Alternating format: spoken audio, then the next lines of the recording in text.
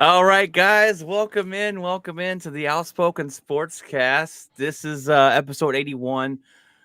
We have Jeff. We have so much to talk about, buddy. Since last week, we've had just a hailstorm of information, news coming down, breaking stuff everywhere, and the spotlight of the week this week is actually the Von Miller blockbuster trade. It was the only blockbuster trade that happened in the NFL deadline. Before we start that, though, we've got a video of some live reaction to that trade. Yeah, I'll play that right now. Blockbuster trade going down right now. Okay, so it involves Deshaun Watson? No, it involves Von Miller. Wait, what? Broncos, according to Adam Schefter 1 minute ago, the Broncos are finalizing a trade to send Von Miller to The Cowboys. the Los Angeles Rams. Of course they're doing that. In exchange for 2 second-day 2022 draft picks. Insane. Miller is now saying goodbye to his friends in the Broncos training facility right now. Let me just say this first. Holy smoke! Let me just say this on, first man. blush. Wow. Let me say this first blush. Let me say this first blush. Okay, I will say first blush.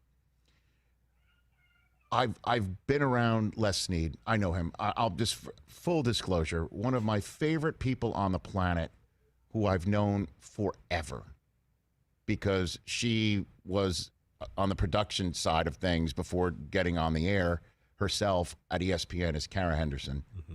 And so I've known her since the mid-'90s. And then she was the first on-air reporter and feature reporter for NFL Network. Okay, so I mean, I've been there. She's married to Les. So full disclosure, he's a friend and married to one of my favorite people on the planet. I've been around Les. He walks normal. Yes. Even though there are church bells involved. Okay? This guy is so amazing at what he does and is so aggressive. And I say, how many times do I say this on the air, on the show? And I will be consistent. I say it when I'm talking about the Packers. What are you thinking when it comes to Aaron Rodgers, right? I've been saying that for a while. You take a look at what the Bucs are doing right now with Tom Brady. You win when you can, and you back up your aggressive maneuvers with aggressive maneuvers on top of it. Certainly if 2 second day, you said? Draft 2 choices? second-day picks in 2022. So that would be next year. Well, they don't have any first-day picks. They don't have any left. first-round picks, yeah. Because they gave him up for Stafford. And they gave him up for Jalen Ramsey. And so, all right, literally, it's not a problem to smoke him if you got him during the draft if there are two things. One, your draft room is in Malibu looking at the Pacific Ocean. It's a perfect spot to do it, okay? I mean, but that's not a football thing. That's not football. That's outside of football. But two, it does not matter if you smoke them, if you got them, in my estimation, on a Thursday and a Friday, if you got one in the case. And certainly, it does not matter after those days are going to be difficult, but you've got the backing of your owner and team president in Kroenke and in Kevin Demoff and your coach. Go for it. Certainly, if you've got to go hunt down two of the most difficult quarterbacks to go hunt down when you need to hunt them down.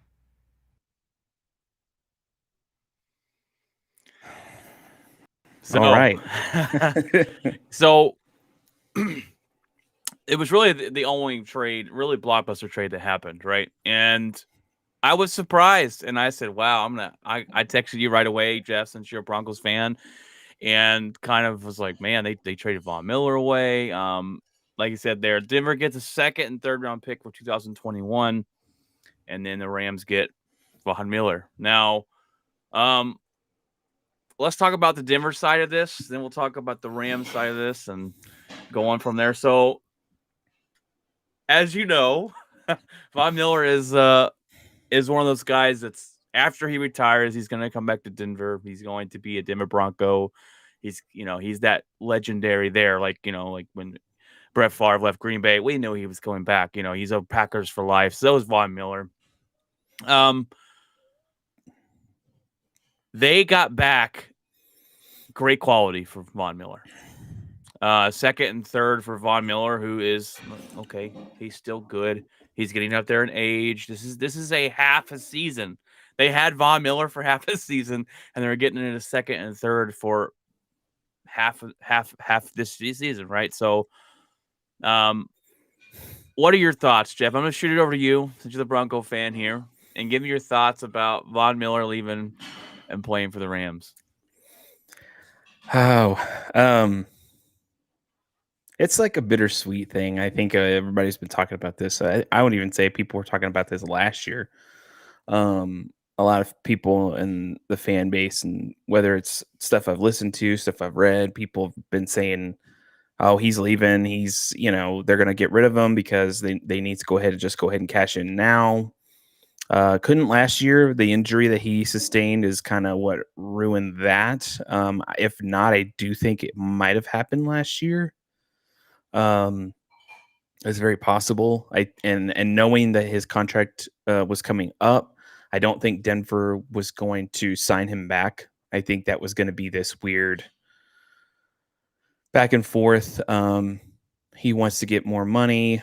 Denver has money to give, but they're being extremely stingy about paying high, max salaries and stuff like that to players right now, because they are saving for a rainy day, so to speak. But this is by far the my second favorite player in Bronco history. My first obviously is Elway, and Von Miller would be next. When he got drafted, that was I immediately was like, there's something special about this guy. Like, there's something about this pick that just says a lot. That's something that we need to focus on and fix. And it was defense, and defense was, and it took a couple of years. It was not like it happened overnight. So it was one of the first times I got excited for a draft pick.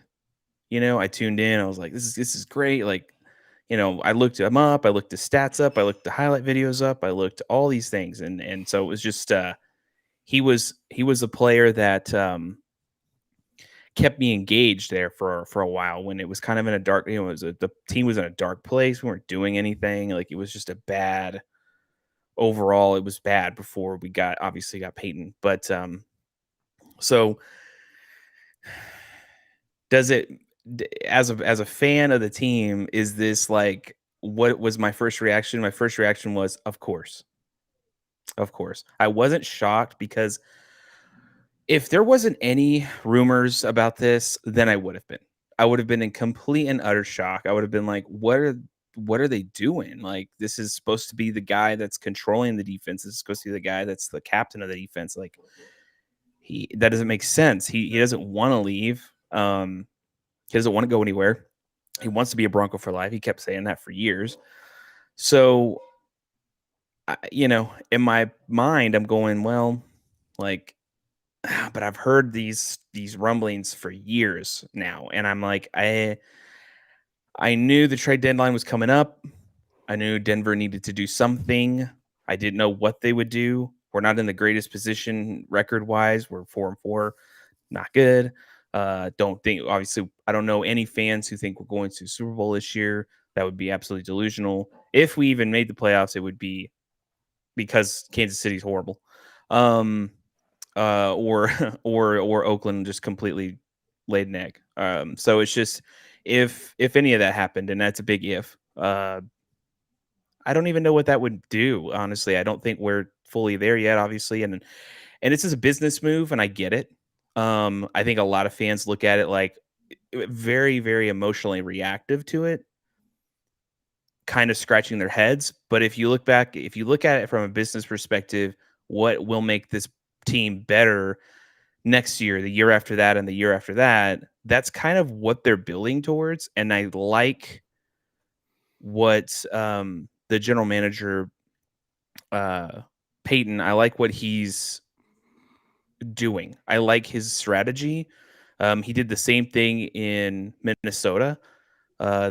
He's just stacked draft picks, and he was able to not only draft people but obviously trade for other players. And so I think that's what the Bronco fans base needs to understand, is that this is not a reaction to a stupid Halloween party that somebody brought up. This isn't a rift between John Elway and Von Miller.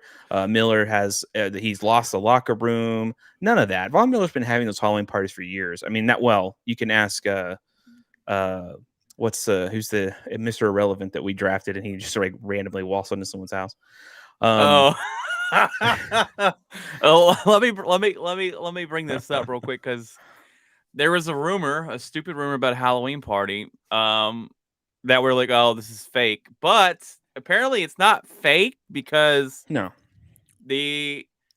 not that the Halloween party is fake, but apparently this Halloween party had some rift between the cause. I don't know. It was, what's his name? Noah Fant was talking about this and said it's sad that came out in the media, and I don't know. It's just a crazy story, but I don't think a Halloween party caused this either. This is something that happens. When smart teams do this, Jeff. Okay, you don't hold on to a guy. Look at the Steelers and Ben Roethlisberger. Okay, Ben Roethlisberger's washed, guys. He's washed. He's not good anymore. He was filthy, but now he's washed. Yeah, and morally, we're not getting into that whole situation, but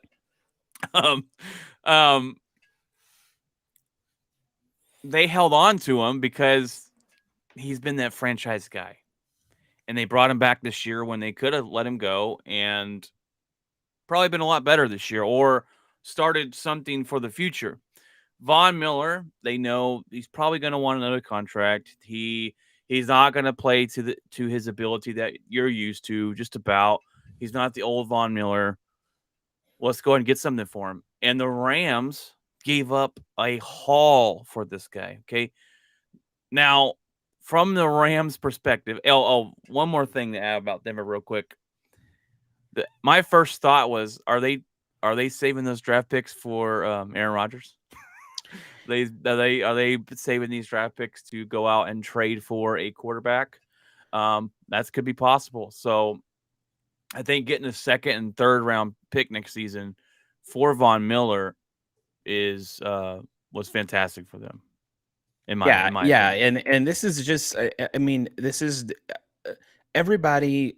All the fan base knows that the fan base has done research on George Payton. Okay, this is the general manager. It's the person who came in and took John Elway's spot. And he's just known for that. He's known for building draft picks up and building a team from within the draft, and doing it in a way similar to the way Bill Belichick's been doing it, racking in draft pick, building a team around that, and then possibly even trading picks to move up, or trading picks to grab a player or whatever. And I mean, it's a way to build a team in a way where you can at least control some of the narratives, and then also save money. Because honestly, these rookies are cheap. And so if you can throw 1 million darts at a board and nail 5, great. I mean, that's really kind of the idea. You're not gonna hit on every single draft pick. It is impossible. It's more darts to throw. Right. And that's what makes it interesting with the Rams. So let's get into them real quick. The Rams get Von Miller to add to a stellar defense. They gave up a lot for a rental. This is a rental right now. This is a half a season rental unless he signs back with them at the end of the season. Yeah. And he probably does with a chance to win a Super Bowl. They have a good chance this season. There's a lot of people that were like, oh, Von Miller's washed. He's old. He can't play. Well, let me tell you something, okay? Doesn't have to. He doesn't have to be the Von Miller of the past. Oh, no. Like, that's the thing, is like, people are like, oh my God, he's old. I'm like, do you have any idea who else is right next to him? I mean, this is a similar situation that happened with DeMarcus Ware and Von Miller. When Von Miller went to the Super Bowl and won. Like, if you look at it, what he's talking about? Perfect situation here, Jeff. Clay Matthews. Okay. Clay Matthews was our Von Miller in Green Bay. Now Von Miller is better than Clay Matthews, but he was our great linebacker. Get to the quarterback, all that good stuff. He got old. He got slower. He got double teamed a lot. We sent him on his way. And then he goes over to the Rams with Aaron Donald. And guess what, Jeff? He has 7 sacks that year with the Rams. And everyone's going, why did Green Bay let him go? I don't understand. And I'm like, he's getting that because the attention's not on him. It's on Aaron Donald. It's on the Floyd. It's on other guys. So Von Miller is going to be able to eat. Von Miller has the most sacks in the NFL since he was drafted. His year he was drafted since then.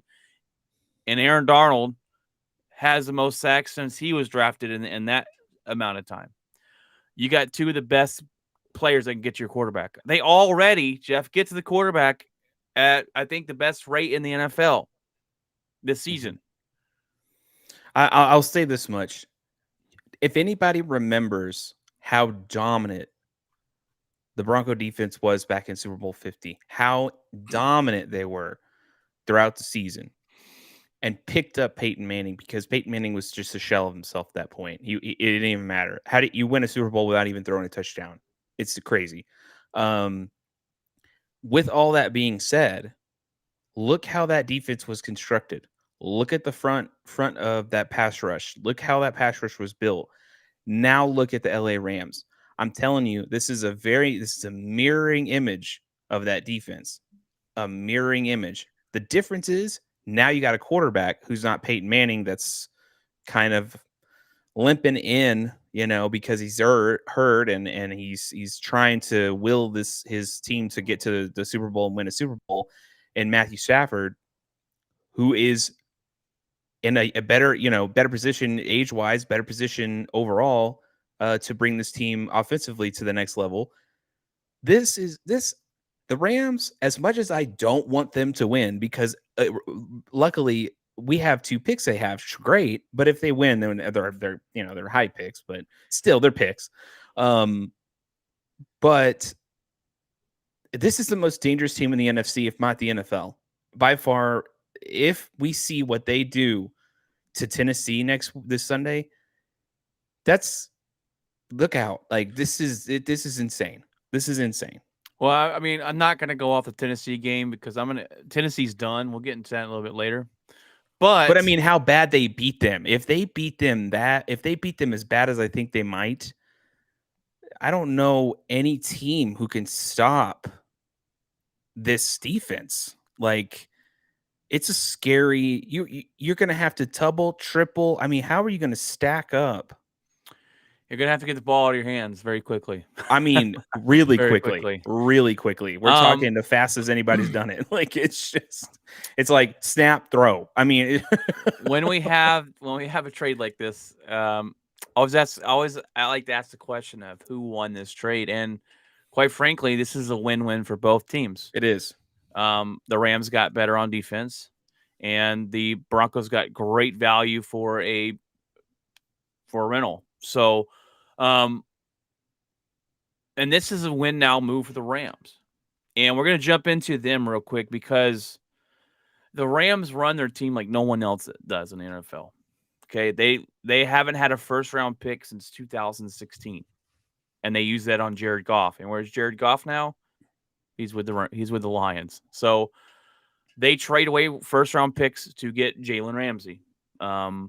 Players like that. They trade away those picks to get players, to veteran players that know what they're talking about, know what they're doing to win now. And I love the win now mentality. I think a lot of fans like that, and that's something I question about my own team in the past. When we had McCarthy, where's these win now moves? Why aren't we trying to go all in? We have Aaron freaking Rodgers here, okay? And I'm not saying what the Rams are doing is right. I mean, I like to have draft picks and to have a future, but they know their windows now. They got Matthew Stafford, and I like this move. I like this pick. It's going to be interesting to see. Not this pick, sorry, this trade. It's going to be interesting to see how this hurts the Rams in the long run, though. If if they don't win a Super Bowl, was this all for naught? Because if you don't win a Super Bowl in the end, you're totally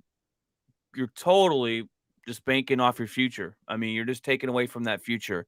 And look, next season, Jeff, they have a 4th, a 5th, and a 7th round pick. That's it. They don't have a 1st, 2nd, or 3rd. And those will be traded. No, I'm kidding. Yeah, they don't have those. And at that point, I would just trade them. I'd be like, we're not even going to pick. I mean, come on, just do it.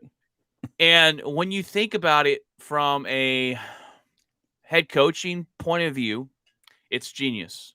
Your head coaching is only there for a couple of years, right? Unless you win a Super Bowl, then you know that gives you some credibility and that gives you some well, I guess unless you're the Eagles, it gives you where you can stay there quite a long time, like Mike Tomlin and these coaches have been there for Bill a long Belichick, time. his 2 years has been a long time. So, but but a GM's job is to win now and the future, and that's a fine line, and it's hard to do of knowing when your team's ready to win and building your team. We talked about this, I think, with Denver not too long ago, is building your team correctly. You build the defense up too high, and now you don't have an offense, Right. and it's hard to win. If you have a quarterback but you don't give him a good defense, it's hard to win. What's weird and interesting is that I've listened to a few other people on podcasts say the same thing. I think that they built. John Elway was like, oh, we're all we got to do is, because he looked at what happened in the Super Bowl, and so the first time we went to the Super Bowl with Peyton, we had the number 1 offense in the NFL. We were breaking records. It was absolutely insane. We put 7 touchdowns against Baltimore in week 1. And I think we broke a record or something, which is nuts. 7 touchdown passes by Peyton Manning. So when you put all that into perspective, okay, and the Broncos look at it and they go, oh, well, this is great. This is working. Let's do it. We get to the Super Bowl and we get completely owned by the best defense in the NFL. We didn't have a very good defense that year. And I remember thinking, we got Von Miller. What, how do we not have a good defense? And what they did is they built the offense up by adding Peyton Manning and the pieces around him that were already there. And then when they did that, the following couple of years, they added more pieces to the defense. Aqib Talib. They added DeMarcus Ware. They added all these other pieces that just complemented each other and complemented that offense. And then we went to Super Bowl 50.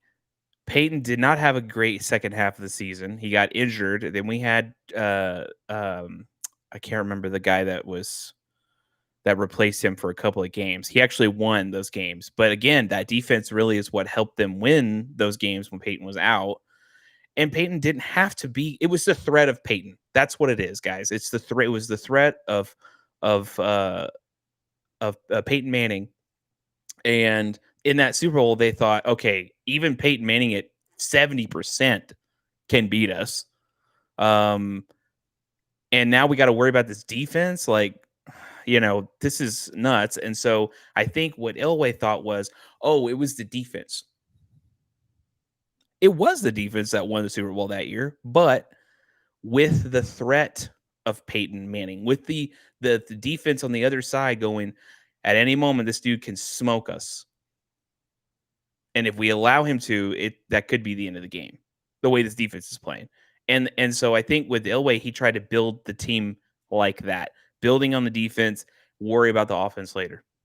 And that's hard to do. You can do it, but it's not easy. And it's hard to do that with a player like Von Miller, who's at the tail end of his career, who is wanting to get paid more. Obviously, he's a cornerstone piece behind the defense. But you do have that health factor. You do have that age factor that plays a role in that as well. And John Elway and them and George Payton, they see that. And,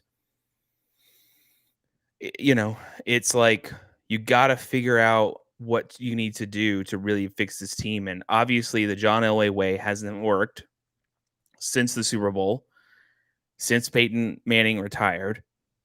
And in a lot of ways, Bronco fans are frustrated because in a lot of ways we kind of wasted away a couple of years of Vaughn's career that we could have easily, maybe had not had a good season and then went and got a quarterback or tried to go and do something to bring a quarterback piece into the team and then go from there. But instead we missed on so many of them.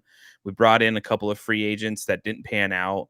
And throughout that time, Von Miller's his career just kind of, it was wasted years, and it's not what he wanted, but it was John Elway's vision and it just didn't work. And I think George Payton's vision is let's build the offense up and add pieces here and there for the defense, because I think the core nucleus of this team is young, and I think they have the pieces in place. You just need a few more to kind of solidify it, especially on the offensive line and quarterback situations.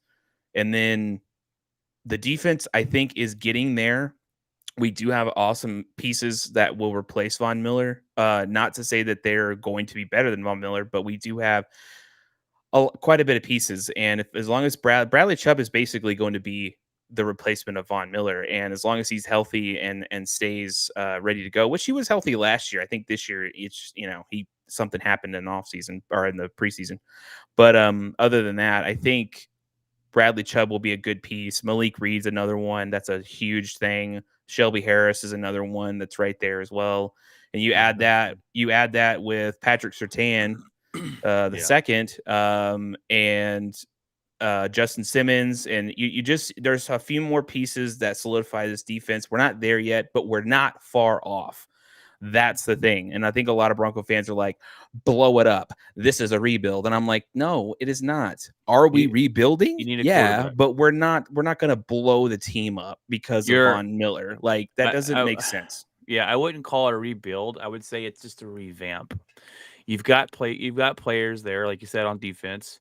You're still a good defense. I mean, I think it's hard for a defense to continue to stay to win. It's hard for a defense to stay motivated when they know their team isn't going to score more than 14 points a game. That's very difficult. You've got they're on the field more. They're on the field more. They're gassed by the end of the game, and that's what happens. That's what's happened almost every game this season. That defense is gassed by the end, and so a lot of people are like, "Why do they give up stuff at the end?" And I'm like, "They've been on the field 70% of the time." Yeah, like, and these guys are. I get they're young, but my God, you can't do that all game. Like, that's crazy. You've got wide receivers. You have Jerry Jeudy, who's back this week, right? Yep. Jerry Judy's back. You have what's his name? Courtland Sutton out there. You got a good running back you just drafted this season. You just need a quarterback. And in this league, Jeff, if you don't have a quarterback, then you're not winning. And that's just the way it is. Unless I mean, the Bears did it. They didn't win the Super Bowl, but they got there with Rex Grossman. But you're talking about an all-out defense and just enough on offense. It's just not going to happen. And with the way teams are scoring nowadays, it's very hard to do. And don't get me wrong, it's very hard to find a quarterback. Green Bay's, we've struck gold twice. Brett Favre, Aaron Rodgers, and we're hoping to strike gold again with Jordan Love. But you just need a quarterback, and that's why I said Aaron Rodgers will be your quarterback next season. Now, I hope not, but that's a Super Bowl team next year. If they that's have, the rumor, and Rodgers. the rumor is still going on that's the case. That's what the Broncos are doing. It wasn't the only player they got rid of. They did get rid of a defensive player that I've never heard of before for a 6th round pick. I don't remember who we traded him to.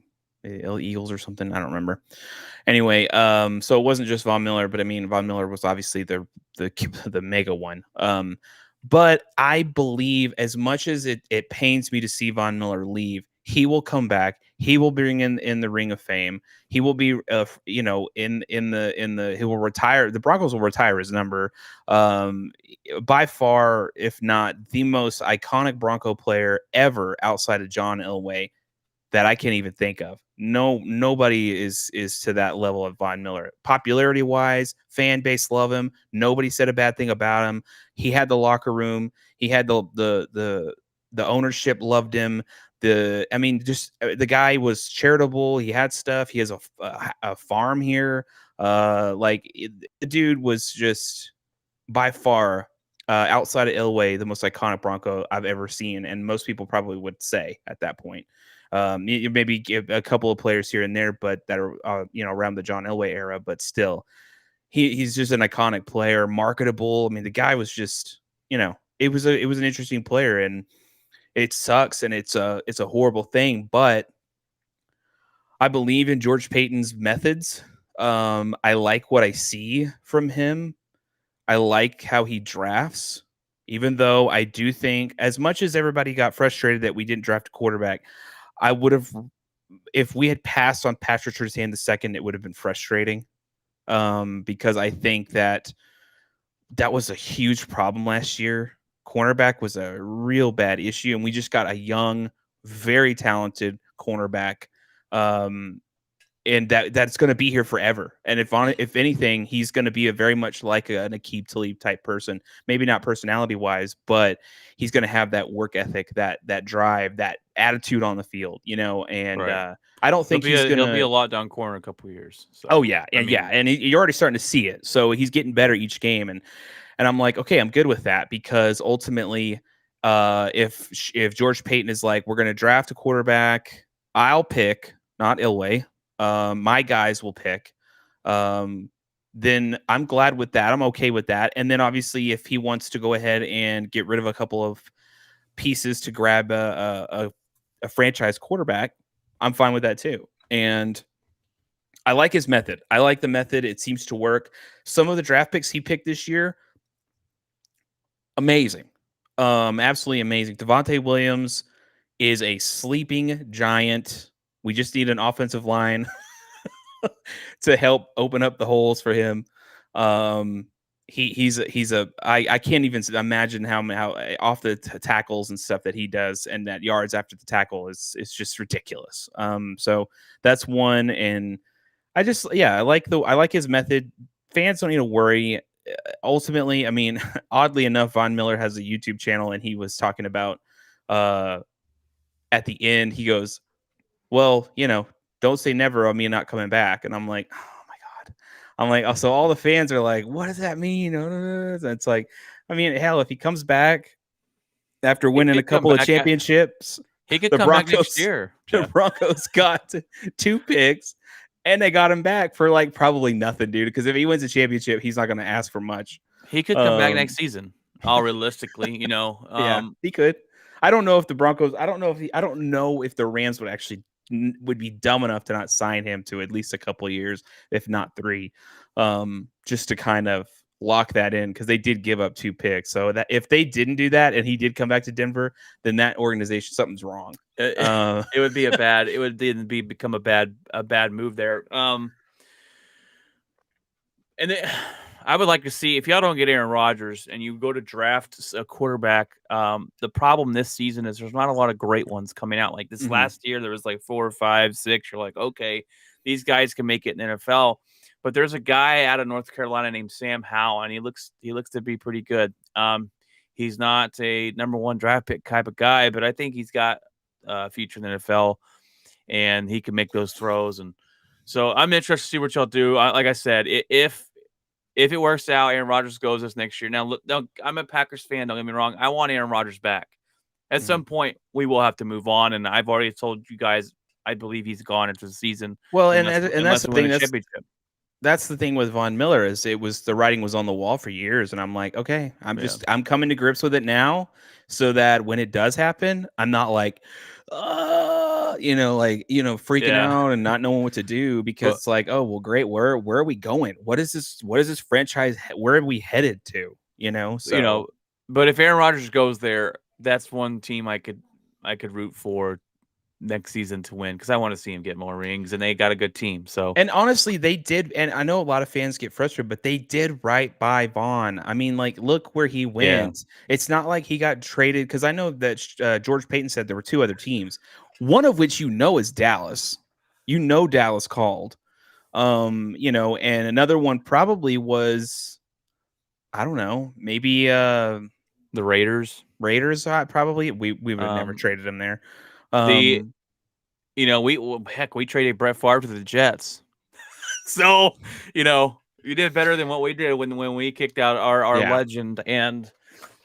But it's interesting to see how the Rams run the organization, and we'll see at the long run if it pays off for them. But that's going to end the spotlight of the week. That was the blockbuster trade that happened, and I was like, man. And I'm more mad at the fact that he went to the Rams, and they already have a tough defense. We got to play in this season, maybe in the playoffs, and I'm just like, man. So my dad's not worried. Oh yeah, he thinks the Cowboys are going to go undefeated the rest of the season. So, which y'all do play the Cowboys this week, and it'd be great if your team any given Sunday. There's always an upset. So I'm right. Yes, this would be one of those upsets. All right, Jeff, we got the top games coming up, and then we got headlines for you. All right, are we going into? Well, I got the top games. Then we can jump into the headlines. I didn't know if you had to fit that little. That's for headlines. Okay. I didn't know. Last time we did it before. Anyways, whatever. The top games this week. Look, the Chiefs and Packers are going to be the number one game. Aaron Rodgers out with COVID. We'll get into that here pretty soon. The Chiefs and Packers are still a good game, and you got the Chiefs' drama this season. They haven't been as good. Patrick Mahomes throwing interceptions left and right. The defense is one of the worst defenses in the NFL. Okay. You got Green Bay. They're great. They're 7-1, looking to keep that number one. We have the number one seed right now in the NFC. We're looking to keep it. Aaron Rodgers out. But this game is huge for us because, and I know a lot of people in the league, we want to see what Jordan Love can be. We want to see, I'm actually excited to see what he looks like in an NFL game. I'm mad that Aaron Rodgers is out, but I put that aside. This is going to be our future quarterback. I'm going to hope that he is good. You don't want him to fail, obviously. I'm hoping to see some things out of him. Do I think he's going to come out here and throw for 500 yards and 7 touchdowns? No. But I'm hoping he can be competent enough. I think he'll probably throw an interception in the game. I'm hoping he gets a couple of touchdowns. I'm hoping we win. I have us losing this game. It's on the road against Patrick Mahomes, and I know they're not playing well, but you can never count those guys out. They're desperate to win to get back ahead of that division. I got the Chiefs winning this game, Jeff. How about you? I got the Packers winning this game. Personally, I say it because I like it. I don't trust the Chiefs until they prove me wrong. They have not been playing well at all. I know the narrative is, well, it is what it is. He's a human being. It's like, hey, I get it. But this continues. Something's wrong. Period. Like, I know people have off years or whatever, but if this continues and continues throughout the season, and somehow this team does not turn it around, Patrick Mahomes does not play better, defense doesn't play better, what's the excuse now? Because the excuse was, they'll turn it on, they'll get it going. Well, everybody's waiting for that, and it hasn't happened. And I understand but again, if they see more of that, then obviously people have learned something about him, and people can exploit it. And that's exactly what's happening. So no, I do not trust the Chiefs until they can completely turn it on like they did before in the past. So I'm going to go with Green Bay strictly on. I don't trust the Chiefs playing like the Chiefs we know, like the way we know that they can play. If we had Aaron Rodgers, I'm picking the Green Bay to win this game.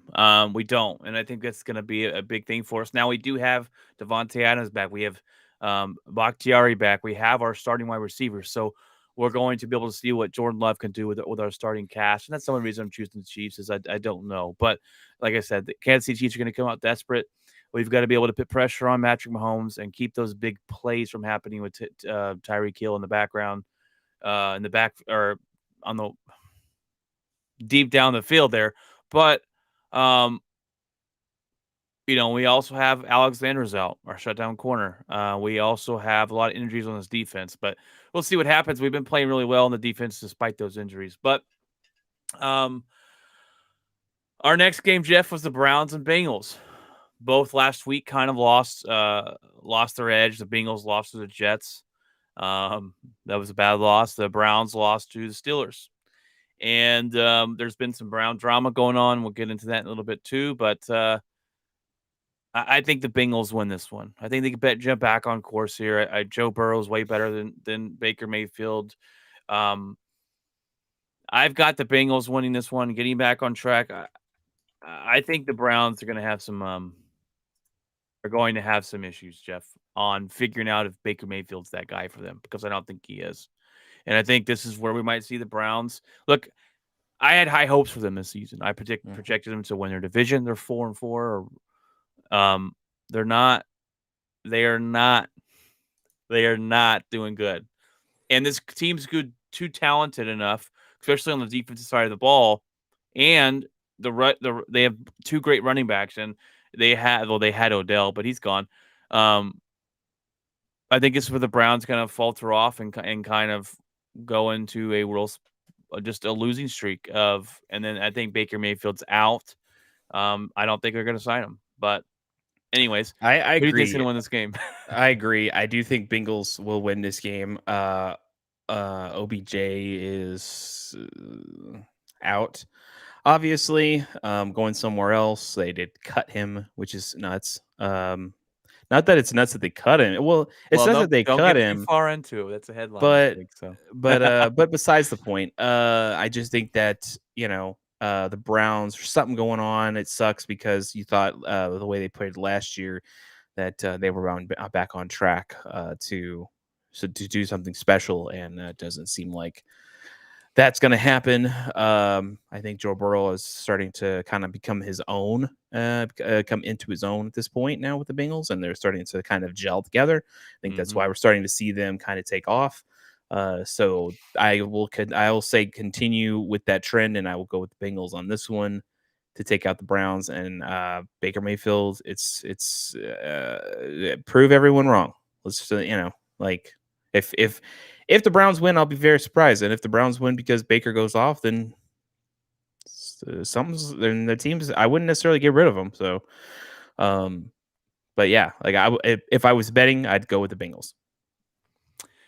All right, we got Ravens versus the Vikings on this one. The Vikings are desperate for a win. Okay, they just lost to a backup Cooper Rush. Oh, pathetic. Their quarterback or their coach has lost his team. He'll be gone at the end of the season, and even he absolutely pathetic against the Cowboys. He had another coach come out and said, "We've got to coach to win games and not be coach to try not to lose them." So even his coaching staff's turning against this guy, but you got the Ravens on the other side. I got the Ravens winning this one. I think the Vikings continue to downfall. And they're good defense. Are they going to be able to slow down Lamar Jackson? And look, the Vikings are too good on offense weapons to put up 13 points last week. So it's pathetic there of the Minnesota, and I got Ravens winning this one. And I'm going to say this much: with Minnesota, is it just me, or does Kirk Cousins just look like he's out there? It's just like, well, I'm out here. Did my job. I'm gonna go back to the sidelines now. Like, Kirk Cousins is a weird one because his numbers say he's been a decent quarther,back. Yeah, but he doesn't win. It's not inspiring. It doesn't seem like he's at the end of a play, like you see that with Rodgers sometimes. No, he's just like, oh, time for me to go. Like, and it's just like he goes, he clocks in, he clocks out, he goes home. Yeah. And it's just like nothing there. It doesn't matter. I don't care. I'm getting paid. My stats are good. That's all that matters.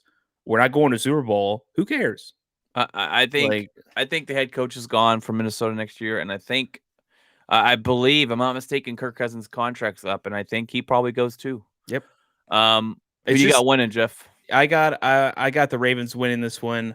The Vikings are just an uninspiring pile of mess. And they're just the fact that they lost to a game last week when, come on. I was mad because, the Cowboys are fighting for the number 1 spot with Green Bay, and I'm like, the Vikings couldn't beat a backup quarterback. No. My goodness. No, they couldn't. And it was just ridiculous. And then just sloppy defense too. And so it's just kind of like, towards the end, it was just sloppy defense. That tackle on or try to tackle Ezekiel Elliott with 4 guys and you can't bring him down. Like, it's just ridiculous. This team is absolutely horrible. I did not trust it. Ravens, go out there, destroy them, and then end this entire nightmare for the Minnesota fan base. They can move on from all this crap. You know who they are, Jeff? What? They are the old Dallas Cowboys. Yeah. And I'm not talking about old like in the 90s when they were in the Super Bowls. I'm talking about they're the team that's talented, but they always lose. They're too talented to lose, but they find a way, and that's this team. They've got to be the most frustrating fan base to watch this team have such good weapons and not do anything. So the Ravens will win this game. Put them out of their misery, Baltimore, and then end this nightmare for that fan base. Just end it. Get out. All right, Jeff. We got the Titans versus the Rams on this one. Rams all day, Rams all night. Who is picking Tennessee in this entire come on? Well, you got Derrick Henry. Me. I would give him a chance with Derrick Henry. They don't have a chance. No, it's done. Let me tell you this, Jeff. And you can I don't know if you're going to call this a bold statement, a hot take. The Tennessee Titans are done. Derrick Henry's out. They are done. Stick a fork in them. They went out and got Adrian Peterson, who's 36 years old. Okay. They're done. End of discussion. This team relies on Derrick Henry, and Tannehill's looks good because of Derrick Henry. Now it's all on Tannehill, and he cannot carry this team. This game's over, guys. This isn't even a joke. This is probably going to be what's going to be fun is to watch Von Miller play for another team and see him sack somebody. He'll probably give a mile high salute when he sacks him, I'm sure, just to kind of, kind of say hello to the fans or whatever. And I get that. But yeah, this game's over. It's done. Chalk it up as a win for the Rams. Good luck, anybody who goes against them this year. It's going to be a nightmare to have to double team and triple team 3 pass rushers. So yeah, it's easy, not even close.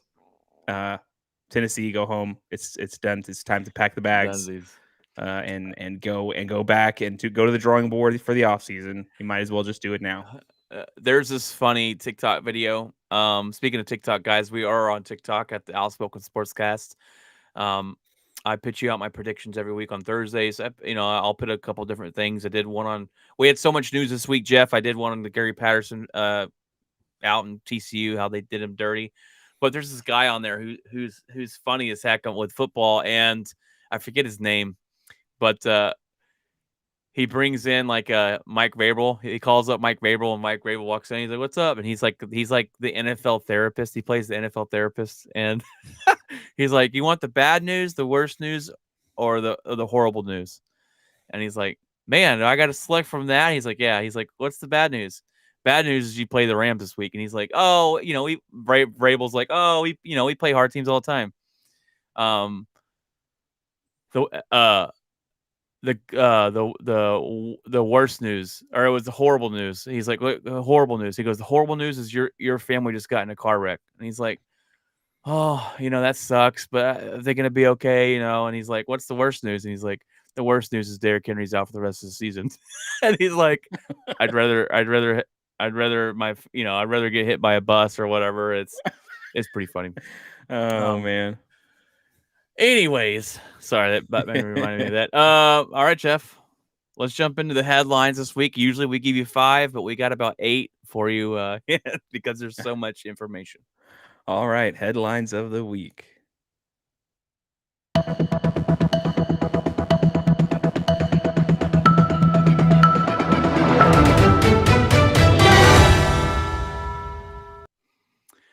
All right, guys, this first headlines could have been the spotlight of the week. It could have been. It's been all over the place. It's still going on. Aaron Rodgers is out versus the Chiefs due to COVID. He will miss 10 days. The biggest uproar was we thought he was vaccinated, or most people did. I didn't really care if he was or not, but there's a video they went back before the season started. They asked Aaron Rodgers, "Are you vaccinated?" And he said, "I am immunized." He didn't say he's vaccinated. Everyone says he's a liar. He's getting killed by the media, Jeff. There's 100 ways to go on this. I'm gonna let you talk first. I want to get your opinions on this before I start about it. So you go ahead and tell me what you think real quick, and then I'll jump on.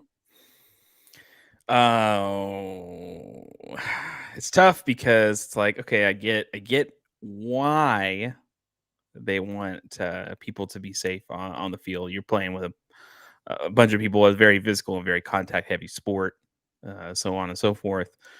It's a little different, baseball, I think, is a little different. I think that you're not really in contact with a whole lot of people. Basketball it's the second football. So I get it. I think it was maybe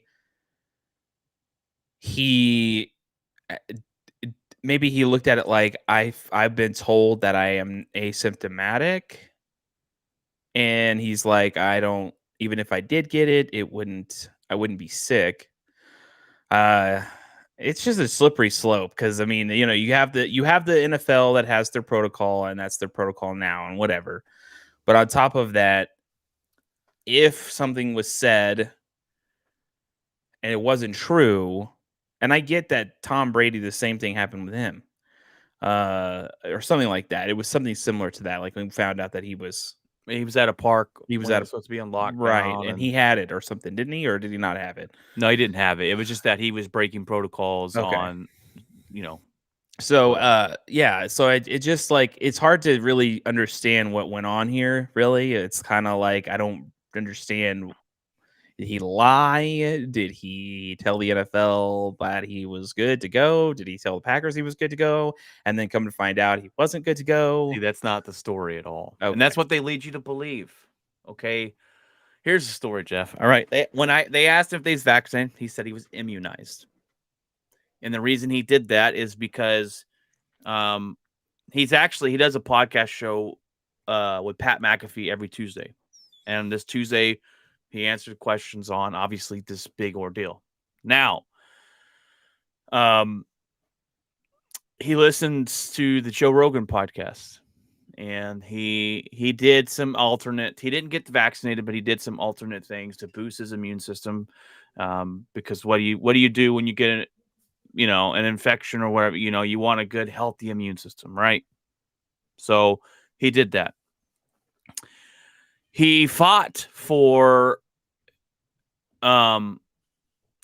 to be considered as a vaccinated player because he wanted to, have a normal life this year going into the season. The NFL denied it. And there's actually, and I didn't know this until yesterday, Jeff, when I was listening to the Sports Talk Radio and Ben Maller actually. And if you never heard that guy, he's freaking hilarious, but his show's on late. And he said there's a clause in the NFL COVID rules that states if a player's I think it's white blood cell count or something to do with their blood cell count and their immune system is up to a certain level, up so high that they can actually be considered a vaccinated player because their chances of getting COVID or whatever are very, very slim when you hit that point. Now, not a lot of people know that. I had no idea about that. So that's what Aaron Rodgers was trying to do. And he got tested before the season started. They test you at your facility. He didn't reach those numbers. Then the NFL and Green Bay both knew he's considered as the unvaccinated player. There was no lie from Aaron Rodgers. Everyone heard him immunized and thought vaccinated. It's not the same thing. I believe he also knew what she did, that if he said he wasn't vaxxed, he would get killed by the media, and he's being killed for this. And I don't blame him. getting the vaccination is not a team decision. Getting the vaccination is not a decision to take lightly. What you put in your body is your decision. Now, I get there's consequences to not getting vaccinated. I understand that. But I think for us regular folks, me, you, Jeff, the media who doesn't play sports, they just talk on the microphone, to bash a guy, call him a bad leader because he didn't take the vaccine is outright ridiculous. And I think for us to hold those athletes that play just because they play sports on our teams for our entertainment, right? They play it for a living because they can, right? For the money, for the love of the game, yada, yada, yada. We watch it because we love the game. But for us to have any expectations to tell someone or have expectations of our team to all be vaccinated is ridiculous. That's how I feel about it. I'm not saying the vaccine's bull crap. This is not a political thing. This is a medical issue. Aaron Rodgers also stated in his talks, if you go to the CDC and do your research on the COVID vaccinations, Aaron Rodgers is allergic to the mRNA vaccines. That cancels out the two. He said that canceled out two right away, and all he had left was the Johnson & Johnson shot. And we've heard reports of people having blood clots. He did not want to do that either. So he did what he thought was right. There was no deception between him and NFL and the Green Bay Packers. They knew he was unvaccinated. Now, my other question about this too is if the NFL noticed him doing press conferences without a mask, if they knew this stuff was going on before this happened, before he got COVID, why were they not finding him then, Jeff? Why were they not stepping in and saying, hey, next time you don't do this, we're going to fine you? Because this is what the NFL does, though. Like, they do it with the emails. They do it with other stuff. They do it with concussions. Everything's just like, well, he's kind of a marketable guy on a story franchise. We're not going to say anything until someone finds out, and then we will say something. And so that's kind of what it is. It's like the kid running around, and he grabbed 2 cookies before dinner, and you're like, what are you doing? And he's got it behind his back, and he's like, nothing. And you're like, yeah, but behind your back you have something. No, I don't. And then you're like, but you have cookie on your mouth. Oh, well, yeah, I did. I got a cookie. And and then that's the NFL. It's what the NFL does. And so like my stance on this is different. I think like ultimately when you work for an organization, it's no different than like when my dad works for a construction site, which my dad is in construction, and he has to go by OSHA protocol all the time. Without that protocol, people get injured, people get, something will happen. And if the NFL came out with a protocol, you are technically employed when you step on that field. So whatever protocol they have, even when the preseason starts, you're working at that point, and you're making a lot of money doing so, more than anybody will ever see in their entire life. And so ultimately it's kind of like whenever people get mad about paparazzi, right? Or like or something like that, whenever celebrities are like, can't they just leave me alone? You kind of signed up for it. So it's just kind of like, I can't sit there and be like, that's horrible because someone's chasing that person with a camera. I mean, you're a celebrity. That's going to happen. That's part of the game. You don't really have that autonomy anymore. And so like when it comes to this, it's kind of like, if the NFL talked to the Players Association, talked with the players themselves, and they came up with some kind of agreement, that's the agreement. Now, if there's a medical issue where it's like, oh, hey, I take something that's going to counteract with this or whatever, great. Ultimately, when it comes to this particular thing, it's not going anywhere. It will be around way past the time me and Brian will be alive. We will be dead. This virus will still be here. And maybe even different variances of this virus. It's not like the flu virus went away and we don't have it anymore. We still deal with it today. We still deal with Ebola today. We still with the bubonic plague still around. You just don't hear about it a lot, but at some point, whether it's in pill form or something, somebody will end up getting this at some point, at any point. It doesn't really matter. And we'll end up having to take something over the counter because eventually it won't be in shop form. And that's that. Like, what are you going to do? Like, is it very possible in 10 years I get a variation of COVID? Sure. There's nothing I could do about it. It's not going anywhere. It's a virus. Once it's here, it's here. Like, and that's it. It just like Zika is here. Just like, every single time, every summer in Texas, you hear about West Nile every summer. And so it's just like, it's here. You're gonna, if at some point you might get it, at some point you might not, but you don't really know. And I know Aaron Rodgers is saying that stuff now, but at some point, it's very possible that he could end up getting it. And at that point, maybe there is something that's not RNA version of that, whether it's in a pill form or something like that. And then he takes it and he feels like crap for 2 days and then he's past it. So I don't know. I'm not going after the NFL's COVID rules. I understand. Right.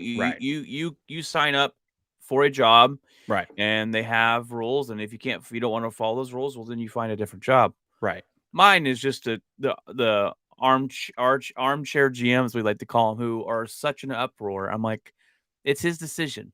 Right. But I think like if he's like a regular civilian, right? Like when you're talking about us, right? We don't work for the NFL. We're not a player. My job in particular is like, if you have gotten the vaccine, just let's see the card and we're good. And that's all we need to know. We don't care. If you didn't, then put a mask on. So it's just kind of like, okay, cool. Whatever. It is what it is. I get what you're trying to do. You're trying to protect, and it's a small business. So if anything ever happened there, they would be destroyed. So it's just like, if you had even half the people in that building out sick, then they're not going to make a lot of money, and they probably could go under. But so it's just kind of like, I think from a civilian perspective, we're looking at it and going, okay, yeah, if I don't want to, I don't have to worry. I'm not under contract, because what they do is, when you're in the NFL, can you get on a scooter or a motorcycle under contract? Oh, it depends. It depends. It does depend. If those aren't in every contract, Jeff. Those are. I get it. But do you have to? What if you? Have a clause? If you have a clause that says you cannot drive a motorcycle, and you get in a motorcycle and you get in a wreck, well, you're no longer liable to pay that player.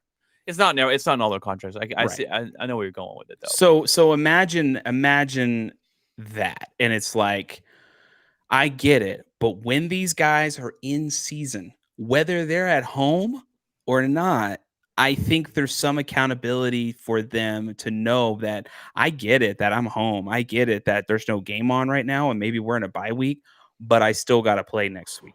But we still are in a contention for a championship, that we still are probably going to be in the playoffs. So it's not like I can just, it's not like I have my, I'm a civilian right now, because technically once that season starts, once that preseason and off season starts, it's go like from there. And I think it's a little different. Maybe when the off season and there's no preseason or anything out, maybe I can see being a civilian, but you're still under contract. It's a tight rope to walk. To me, the only difference that brings anything towards Green Bay is he either misses 5 if he's vaccinated 5 days, or he misses 10 days if he's unvaccinated. That's it. Right. That's all. As a fan, that's all that matters. He'll miss this week. He might miss Seattle game. That's 2 weeks. We'll deal with it. We'll move on. But the fact that he has it, he is contagious. Well, if you have it, it's. Yeah, and I get what the 10 days is for, and then he'll come back and we'll move on. I'll move on from it. Yeah, I think this is a story that's just it's a hot topic in America, and it's just a story that's overblown because I don't think it has anything to do with his on the field leadership. That's a little extreme. But I is mean, it? that's my issue. Does it look at it? See if so. From my perspective, I look at it like, oh well, if it was me, right? Okay, if it was me, I'd look at it and like, I know we're in contention. I'm not going to jeopardize this. I don't want to miss a game and possibly lose to a team I know we can beat, which is probably going to happen this week. I'd rather not actually. So let's just get it over with. And if I get it, then great, whatever. If I get COVID, then there's nothing I can do. But he did all these steps to help him not get it, but he got it. So it's just kind of like, and he's contagious. So I mean, a vaccinated person can get COVID. Right, exactly. So I don't know what I know that he was allergic to it, but it's like you took all these steps, but ultimately you still got it. So it's kind of like, I don't know. It's weird. It's a weird thing. I see it as 5 more days. That's it. Yeah. We'll move on from it. We'll still win our division. It happens again. Playoffs. Then it's like, But people and NFL said he's not going to be suspended. He may be fine. Green Bay may be fine. It is Probably what it is. But I'm like, you think because people are like, oh, they're going to suspend him for the rest of the season. I'm like, you think they're going to pit one of their most marketable quarterbacks and put him on the shelf for next year? The rest of the season? No, that's stupid.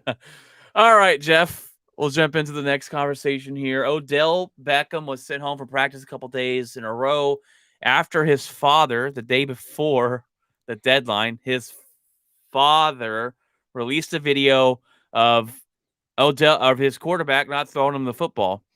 The Odell Beckham was released then by the Browns. They moved a lot of money around into a signing bonus, so they would save him some cap space, and they let him go. He's got to go to the wire through the waiver wire, and where do we think he goes? Where do we think? Name a couple teams that you think he goes. I'd like to see him in Green Bay, in my opinion. I think Baltimore is a good choice. Maybe Oakland. They're still in contention, so I could see those 3 teams. I don't know if anybody else. That someone said the Patriots the other day. I'm like, they're not. Bill Belichick's not signing up for that. No. So he just got rid of a drama queen. Why do you want another one? So Dallas. Okay. You shook your head. You're like, no. Oh my God, no. He wouldn't make the field with the 3 wide receivers they already have. I do 4, Brian. Just go. So no, I say Green Bay. If I had to really, really pick, I would go Green Bay first. They're the ones that are obviously in contention. Maybe Cardinals.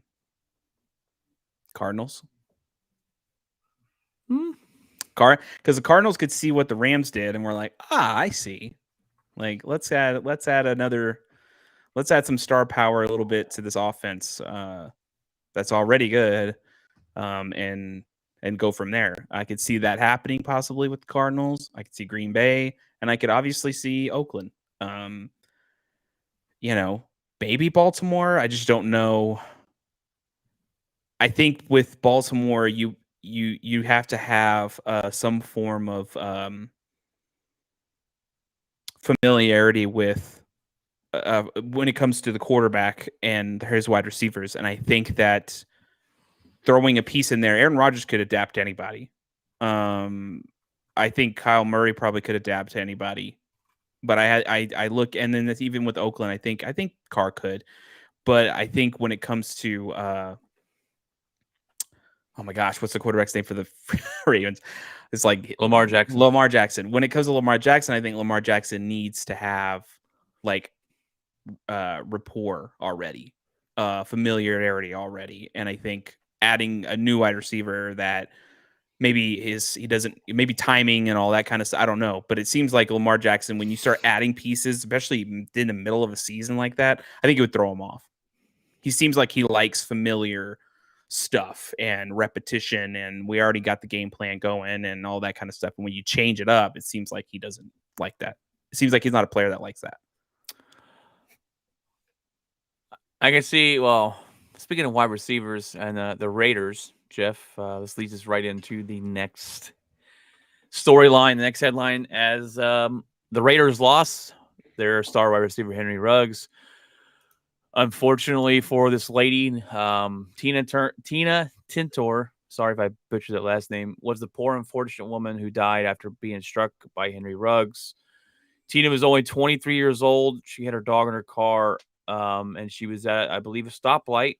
And Henry Ruggs, former wide receiver for the Raiders, twice the legal limit. Okay, Jeff, traveling 155 miles per hour, struck Tina, and ended her life. And how do you go 156 miles an hour? how are you? That's not even my question. My Well, question. my first no, I question get is, why are that, you but I drinking mean, and driving? well, yeah, but I mean, like most cars go to like 120. He was So driving. this is It was a brand new oh Corvette. well, there you go. There you go. He had his So girlfriend in the car with him. Struck her.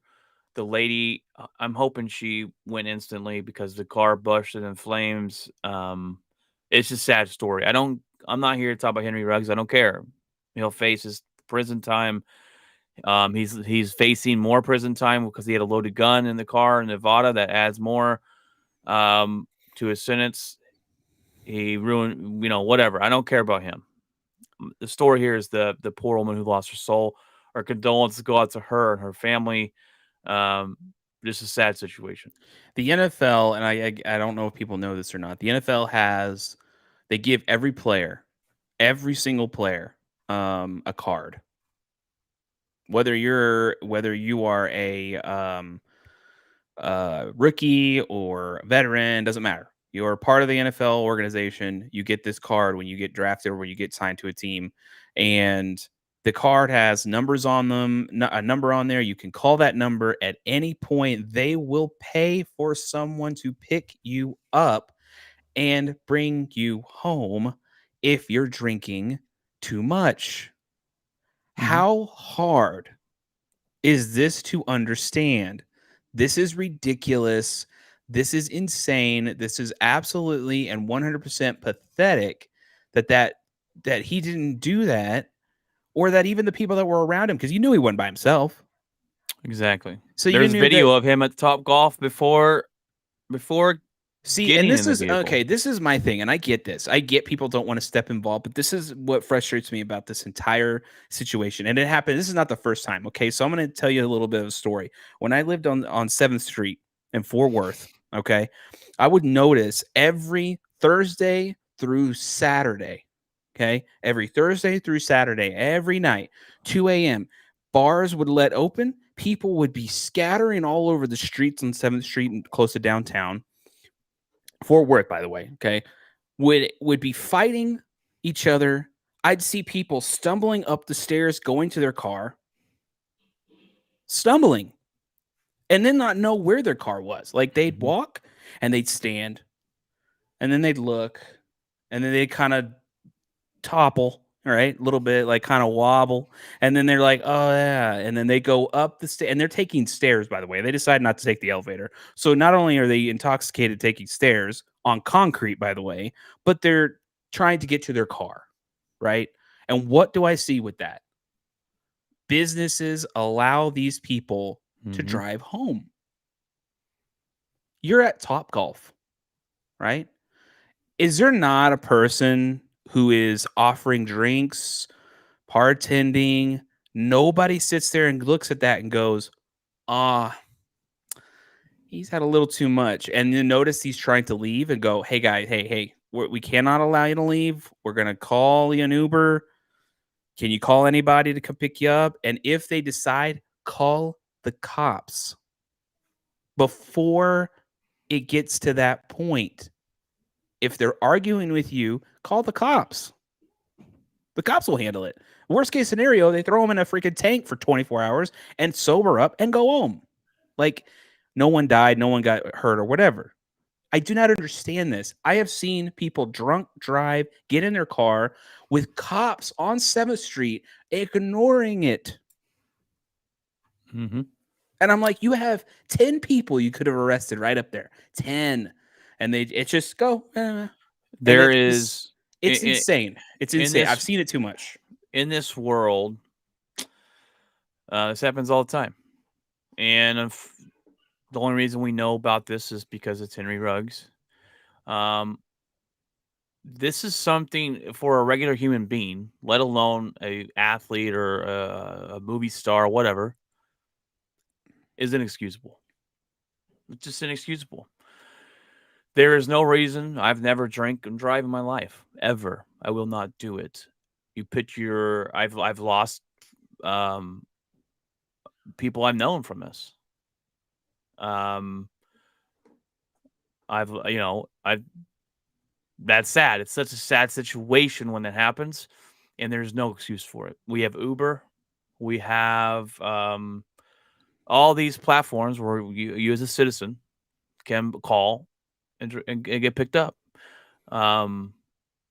We're more knowledgeable about this crap today, and it's absolutely ridiculous that it's like, Yep. oh, let's go a couple of steps backwards. It's like, why? And I think that the punishment for DUI should be a lot more because there's people that have like 6 or 7. And Oh like, yeah, that is- yeah, it's a slap on the wrist, Brian, It- because it's not illegal. Well, it's it's ridiculous. illegal to drive and drink, but it's not a substance that's illegal, so it's not looked at as a bad thing. It's not looked at as, oh, well, this can alter your brain, kind of like in a lot of ways, drugs can alter your brain. So it's just kind of like, yeah, you're not under. This isn't like, I get it, and it's advertised as like, it's acceptable. It's a 100% acceptable. So it's just, yeah, in it's society nowadays, if you don't drink, you're the outcast. right, exactly. If you don't drink, how do you have fun? Because Yeah. I don't need to drink to have fun. I Right. don't. It's called having a life. Right. I don't know. And look, I used to drink back in the day, and I still had a head on my shoulder and said, "I'm not going to put myself in a situation." Right, There's no reason exactly. for it, and that was Exactly. before Uber, and that I made smart decisions. Right. I It's just had pathetic. good friends who would never let me do that. Yeah. It's just a situation that doesn't need to happen, and I feel bad for her family, and our condolences Yeah. go out to them. And I'm pretty sure that they'll be getting a check Oh yeah. from the NFL Mhm. or suing the heck out of Henry Ruggs or whatever. And I know money doesn't solve it; it'll never bring that person back. But it's just Justice sad. has to kind of prevail in this situation. So, and I think it will. All right, Jeff, we're gonna jump through these next 3 because if we go this way, it's gonna be a 5-hour podcast. As we talked about earlier, Derrick Henry suffered a broken foot. He's out for the year. Tennessee Titans are done. Jameis Winston out for the season towards ACL and suffered a concussion against the Bucks. And then also Michael Thomas, Jeff, has a setback in the NFL with his rehab, and he's going to miss the rest of the year. They thought he's going to miss maybe half the season. He's out for the rest of the season. You take away anything from that right there, any of those 3? I mean, we've already talked about Derrick Henry. Jameis Winston. The Saints were, it's not surprised. They were kind of, I mean, they're searching for a quarterback. I mean, you're talking after trying to replace Drew Brees, impossible. We knew they were going to have a step back. Michael Thomas it's kind of falls right into that same category. So in terms of Saints, it's not surprising. I think, and nobody even saw them even going close to anything at this point after having after Drew Brees retired. Derrick Henry, we know about that. That's not anything. We talked about it earlier. It is what it is. Tennessee's done. I think nobody's arguing that. My hot take on maybe it's not a hot take is Michael Thomas won't play again for the Saints. Right. He won't be there. They're already frustrated with him. He's frustrated with them. And I think the Saints, I think it's easy to say the Saints possibly are restarting.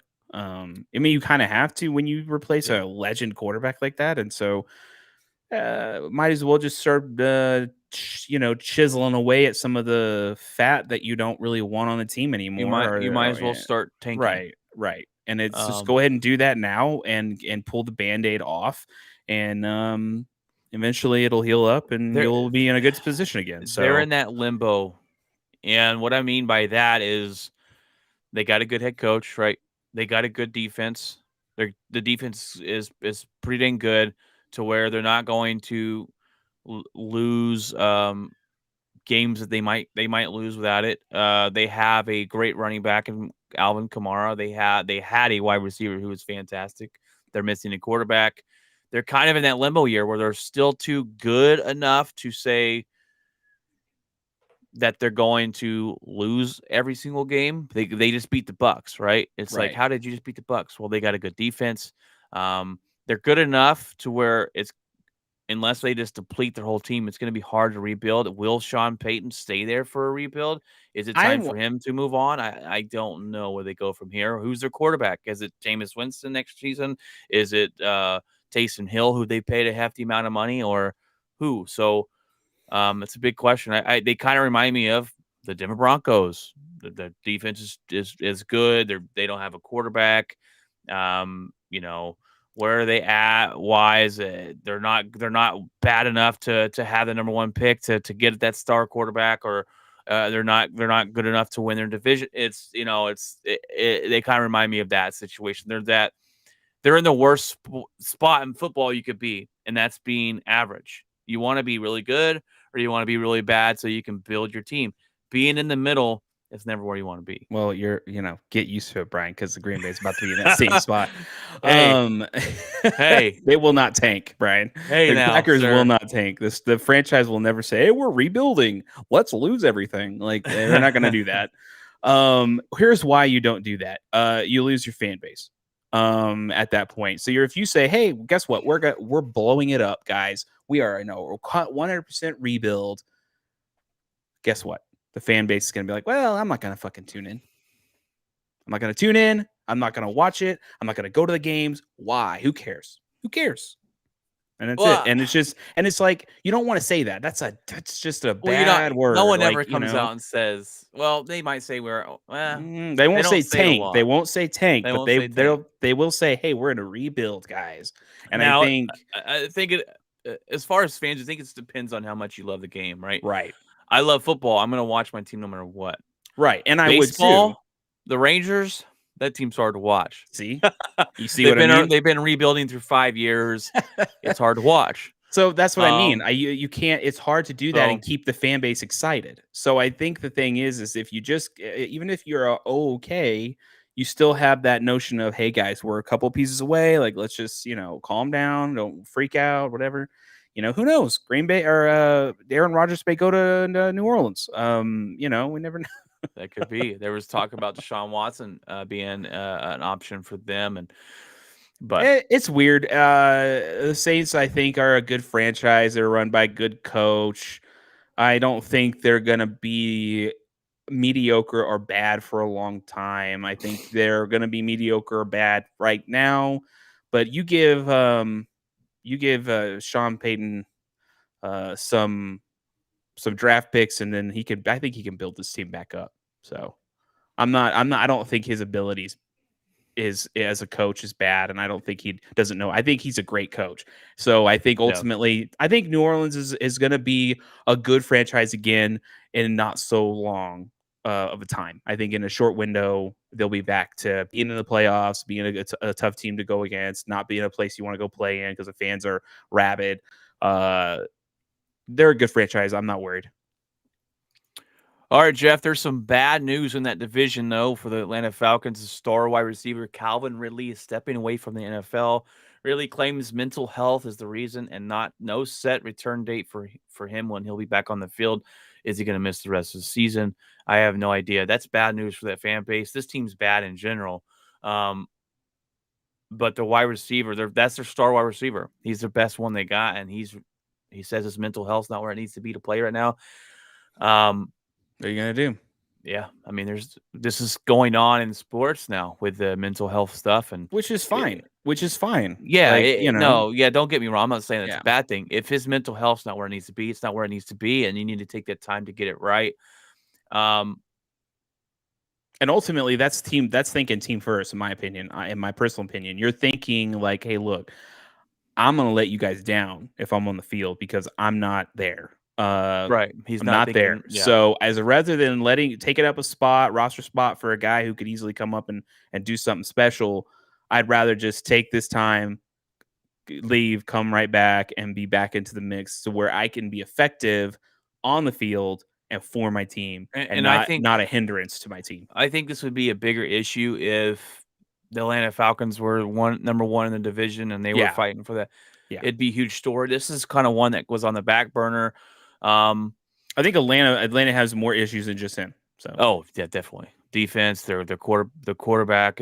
This whole team needs to rebuild, and they've held on to those players way too long. Mm-hmm. But and this is something that really frustrates me, Jeff, is when you look at the Ben Simmons situation, and it reminds me of it. This doesn't remind me of Ben Simmons, but anytime we talk about mental health, Ben Simmons comes to the front of my mind. And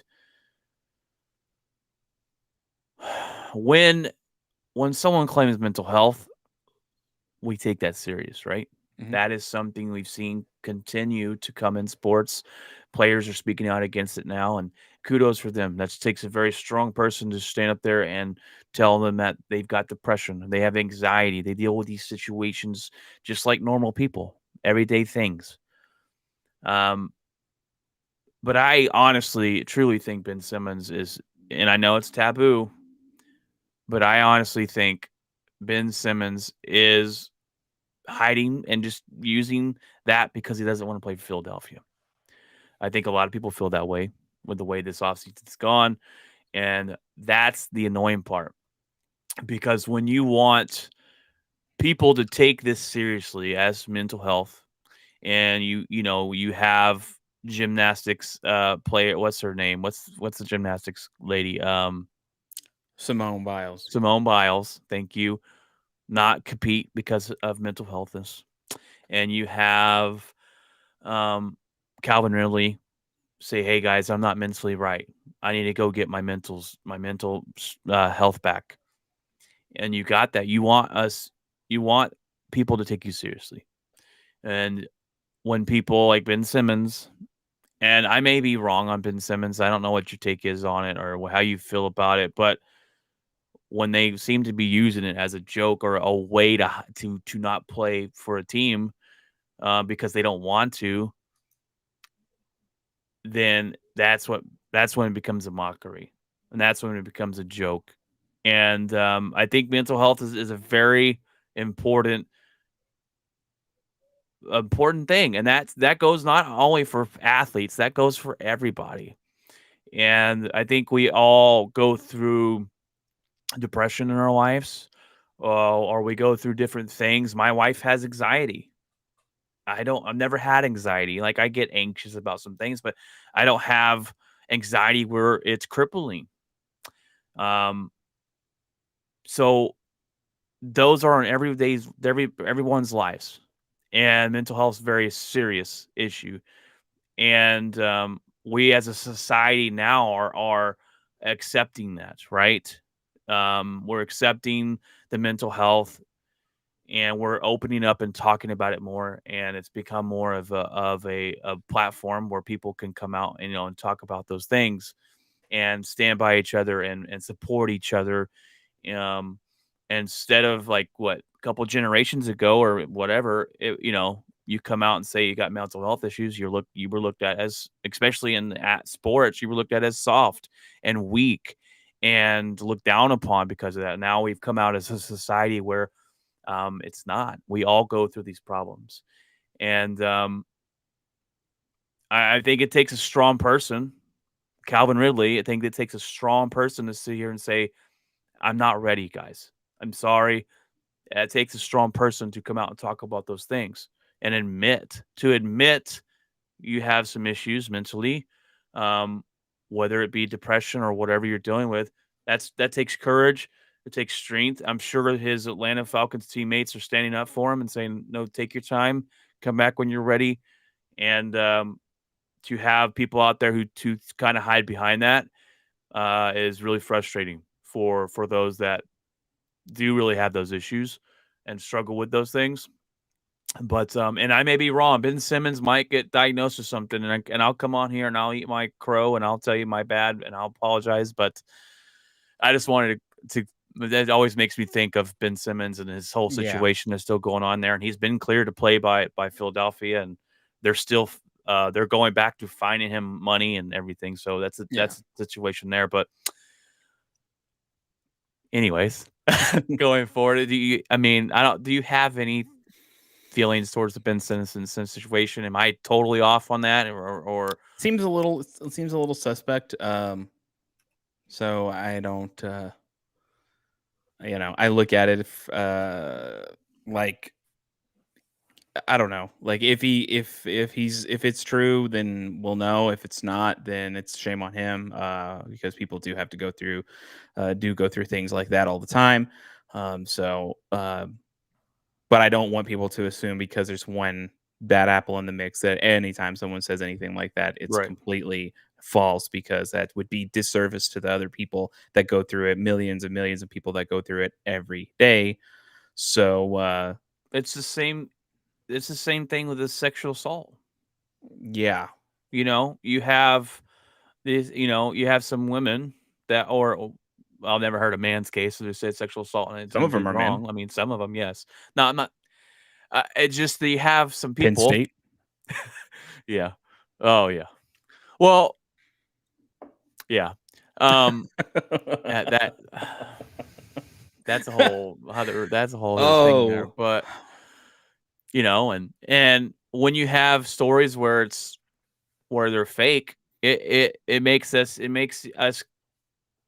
think, oh, or is this one real? You know what I mean? Right. And so it's just it just sucks when people don't tell the truth, and when people hide behind something, or someone claims sexual assault in a situation and it ruins someone's life, and it was never happened. And but anyways, Jeff, let's get on to something else. And speaking of Atlanta, the Atlanta Braves has knocked off the Astros in 6 games the other night to win the World Series. And my goodness, can we give them a good round of applause? No one wants the Astros to win ever, because they're cheaters. And we're never gonna let that go, Jeff. And it's funny because I was taking my kids trick-or-treating the other night, and I ran into a new neighbor down the street that just moved in, and he's an Astros fan. And I'm like, I had to bite my tongue because I didn't want to say something that would make him mad or offend them. But I'm like, I'm going for the Braves, just so you know. And I not let alone that. Look, this is the first Braves championship since 1995. I'm happy for them, and I talked about this a little bit ago. When I have MLB The Show, I select an AL team and an NL team to play the season with, and I selected the Braves. I thought the talent was good, and I played them, and I liked the team. But I'm glad they won. I'm happy Ron Washington, was their bench coach. And shut up, Jeff.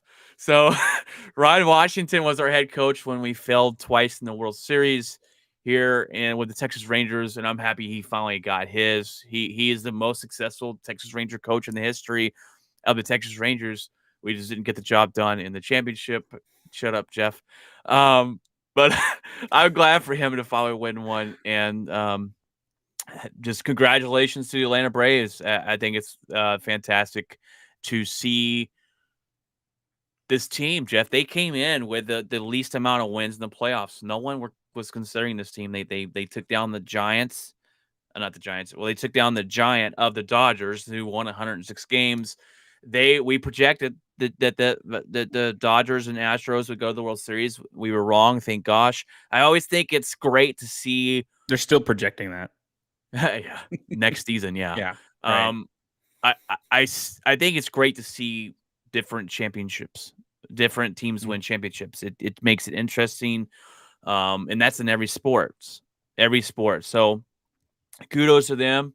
Congratulations, and congratulations, Ron Washington, in this team. Yeah, I don't. It's two of the teams I did not want to see win. Didn't see Boston win, obviously, and I didn't. Well, 3.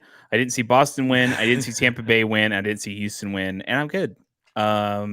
Jeff is a Yankees fan. If you guys didn't know Tampa is what everyone thought they were. Boston caught lightning in a bottle. You know, Hey, and hey, you have to eat some crow. You said they weren't going to do anything this season. and They did. honestly, they were pretty good. okay, so this year Boston, they pretty much snuck in there and beat Tampa Bay. Nobody thought that. Tampa Bay was killing it all year. They were winning the division by a landslide, and then Boston all year was like this roller coaster. It was like, oh, we're gonna win 10 games and then we're gonna lose 12, and it was just like, and think about this.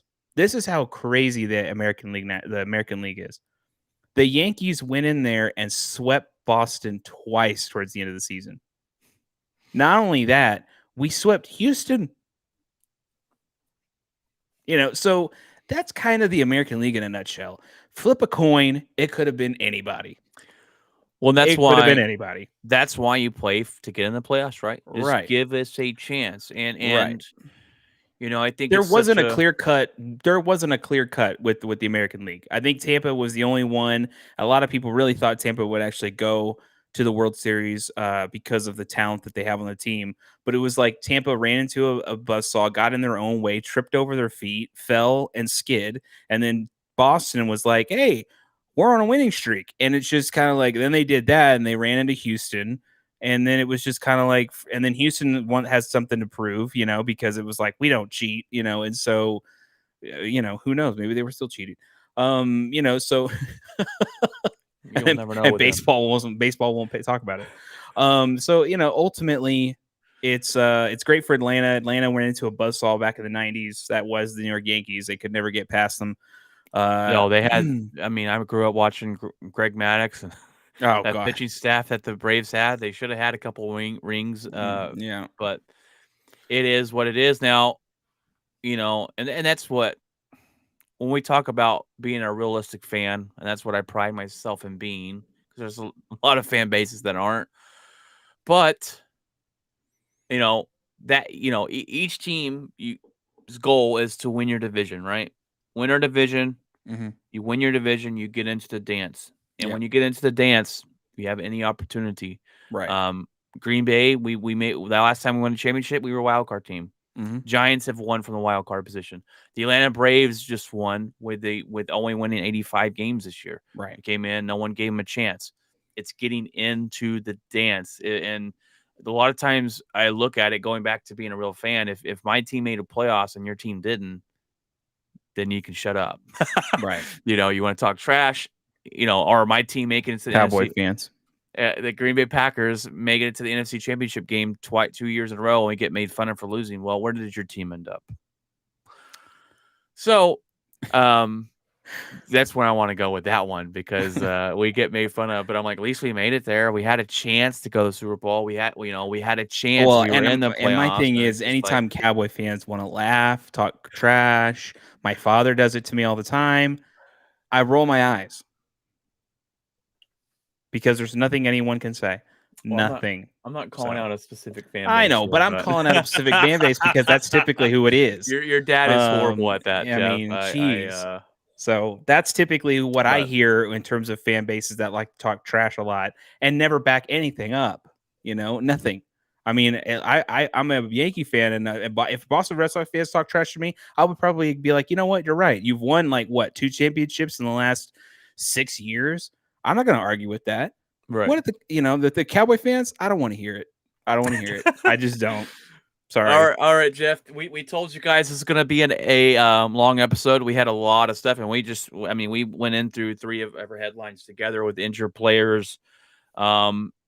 Guys, I know we're almost into our last segment here, but I wanted to tell you guys, thanks for taking your time to listen, to subscribe, like, share, watch. We are now on YouTube. We are streaming every podcast show to YouTube. So you can watch us live. You can watch us after if you can't catch it live. And you can watch us on TikTok. I throw out these little videos here and there. We're on Twitter. We're on every platform that you can think of, guys.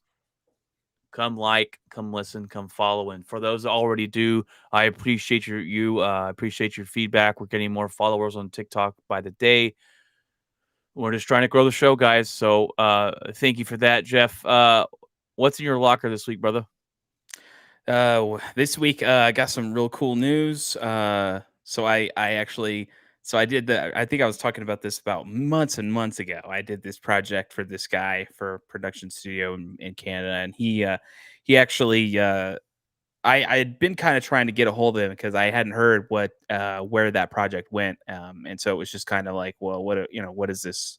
I haven't seen anything. And so I emailed him a couple days ago again, and he finally emailed me back yesterday explaining everything. He said that my artwork is now on the print publishing for the books. It's like 6 books, 96 pieces on there.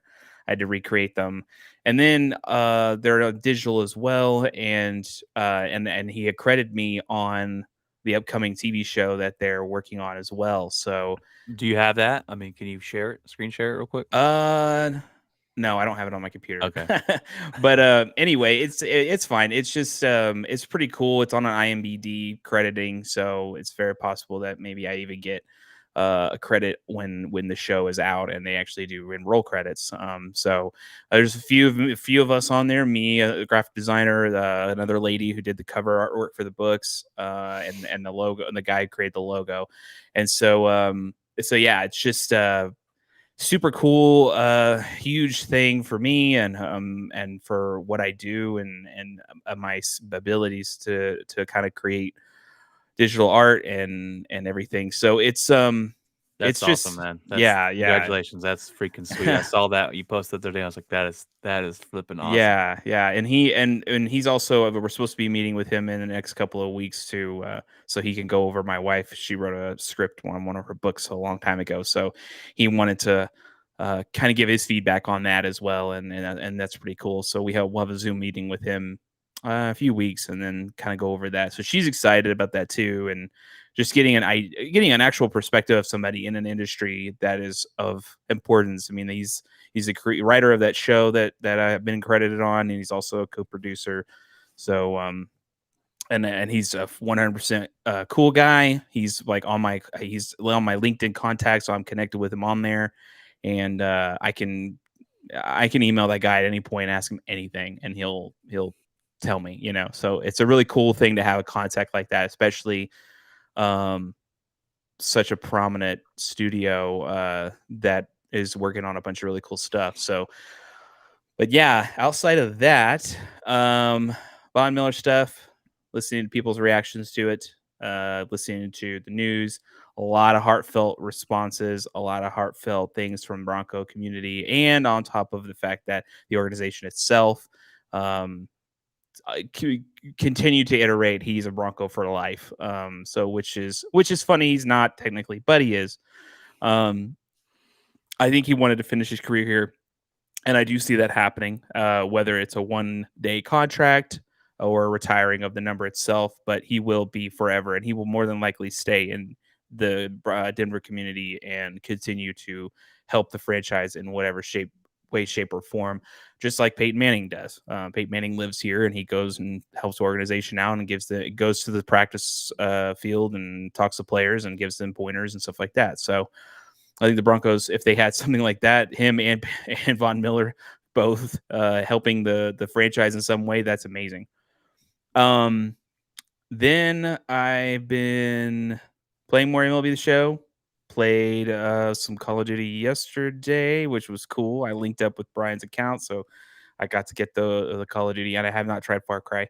So I played a couple of rounds of Call of Duty, and then I have been in this kick lately of playing No Man's Sky, and it only happens like so often, but there's been a lot of cool stuff happening in No Man's Sky where like I randomly stumbled across this alien ship and I was like, what's going on? And I'm in creative mode. So creative mode, I can hyperspace, I can go through black holes, shoot across the universe to the other side, and then find other planets and stuff, like do missions and stuff. And I'm finding all these really cool things. These random alien something just came out of nowhere the other day outside of the one I already talked about. And I went through it and it shot me into a wormhole and I went somewhere else. I didn't know what on. It's funny because every time I'm playing it, I'm finding new stuff. And it seems to be like they've really really changed the mark on No Man's Sky, and it's a really cool game. A lot of people were crapping on it when it first came out, and they were like, "This isn't what we thought it was." And now they've gotten free updates, and it's gotten better and better and better. And it's a really fun game. It's a chill out game, exploration and stuff. You could do missions though. You can get into dogfights, so space dogfights and stuff, and you can also team up with actual players themselves. And go on missions to other planets and earn money and then like upgrade your ships and stuff like that and stuff. So it's pretty cool. But yeah, like that and I'm going to try to play more Call of Duty and more Far Cry at some point soon, so that I can get into that as well. And then Brian will link up. Are we going to game tonight? Yeah, I say yeah. Okay, let's do it. And then I think Brian will link up with mine, and I've got a bunch of games. I got Hit Me at 3, and a bunch of tons of games. So once we link up our accounts, we should be gaming like crazy. Yes, yeah, let's Call of Duty tonight, brother, because I'll get the kids to bed and then it'll be on. I told my wife, I was like, I'm gonna stay up late playing tonight. So, but other than that, what's in your locker, buddy? All right, brother. Man, work's been extremely busy this last week. I say that every week because it just continues to get busy and stay busy. And I'm learning a whole new route this week. I broke down 3 times last week, Jeff, and made for a long week. But other than that, we got Call of Duty came out. I already had it preloaded, so I jumped on it the other day. And my first match, I had 23 kills. I was like, yeah, buddy, I'm feeling good about this game. It's way better than the Cold War. Way better than Cold War. So I'm definitely going to be playing that for a long time. Cold War, I don't think I played that much, but I got the Green Bay game coming up. I'm really interested to see what Jordan Love could do, and I think the Packers organization and myself are going to be watching this game, and maybe against Seattle, because if Aaron Rodgers is out against Seattle too, Jordan Love will start. Kind of wondering if they need to extend Aaron Rodgers or if Love's going to be the guy. And I think that's what we're going to be looking for as Packer fans, is what Love has to offer. I'm excited to see him play. Now, look, yeah, I want Aaron Rodgers playing. He gives us the best chance to win, but that can't happen because of COVID. Let's see what Love has. And I think he's going to do better than most think, in my opinion, from what I've seen from him. So hopefully it works out well. And Matt LaFleur is going to have a game plan set up for him to have success. He just game planned us to have success without our 3 starting wide receivers. He'll have a game plan, probably with more running the ball, screens set up, maybe a little play action here or there for Jordan Love to make it a little bit easier for him. I really like Matt LaFleur. I think he's a brilliant head coach and what he calls offensively. But so we're looking forward to that. And I also have a project coming, Jeff. Not like a school project. I don't go to school or anything, but I got something I'm working on, and I'm not 100% on it yet as far as getting it done, but I will let you guys know what that is when it comes out. It's just a little project of mine to try and help maybe inspire people a little bit. So I'm working on that, something that I've been thinking about for a while, and kind of what I can do with it, and it'll be a work in progress type of thing. But I will let you know what that guy, what and when that is up and running. But other than that, it's been just eating a bunch of candy. We had all 4 of my girls had 4 buckets of full candy, and then no one trick-or-treated at our house, so we have 2 buckets full of candy that we set out. I got candy galore over here, and I guess a couple dentist appointments set up for our kids because they're gonna need it. Brian's swimming in candy, like Scrooge McDuck style. But now in a little bit, I'm taking them out so last night. So this is my wife's birthday month. She'll be it's her birthday's on the 11th. It's 11/11, so on Veterans Day. And so I bought her some tickets. She went to the the show Friends. I'm guessing everyone does. There's an exhibit type thing out in Dallas where you can go, and they have like a Central Park, or they have it set up to look like you're in the Friends set. And she went out there last night with her sister and bought some stuff and got to go. So that was pretty cool. And then tonight She every once a year she goes out with her best friend or goes to her best friend's house and they make Christmas candy. This type of year they make peppermint, bark and all sorts of things. And so I got the kids the last 2 days, and so today I'm gonna take them to see a movie called what is it? Something's gone wrong, or Ron's gone wrong. Yeah, Ron's gone wrong, and it looks pretty funny. But so that's what I got planned today, and then tonight we're definitely got a game, man. Vanguard is great. Go buy a copy if you haven't already. It's fantastic. Yeah, and also people, the 11th is the GTA digital enhanced edition release. I'm looking to get it because it's just those games are so much fun, and I never really got to play them because I didn't have at the time PS2. I do have them, but I knew that this was coming out, so I was like, man, I want to get the enhanced edition of those. So that comes out on the 11th, I think. So if anybody is curious, check it out. Look it up on YouTube. It's pretty cool. They've really enhanced the graphics of the original games. Now all the actual players have fingers. Hey, the old games, you got to understand these are PS2 games. So the old games, they only had these polygonal hands and that's it. So look forward to that too. And yeah, that was one game I was like, oh man, I forgot about that game coming out. So I believe the Stranger Things out of season 4, or is it no? Is it the Next release year. date came out? Maybe it's the release date. Okay, I thought it was out, and I was like, we got to jump on that because I love that show. But the release date did come out 2 days ago. I just couldn't find it. I was trying to look for it real quick, but anyways. All right, guys, I told you this episode is going to be a long one. We got an hour and 51 minutes rolling right now. So much news since last week's broke, and we had to cover just a lot of topics that we couldn't leave off the table. Tuesday, I'll give you a rundown of week 9 already. Week 9 in the NFL. I'll give you a rundown. I'll give you how I did on my predictions. I'm still going strong, Jeff, on the Survivor League. I picked the Colts to win this week. They beat the Jets Thursday night, so I'm moving on forward as well. I haven't lost yet, so that's going good. The Bengals screwed a lot of people out last week, and when they lost, we lost about 5 people in it. So I'm going strong in that, and give you that week 9 review of the games. Going to be tuning into that Packers and Chiefs game, 3:00 this Sunday. So, but guys, I hope you stay safe out there. Have a great weekend, and God bless. Take care, everyone.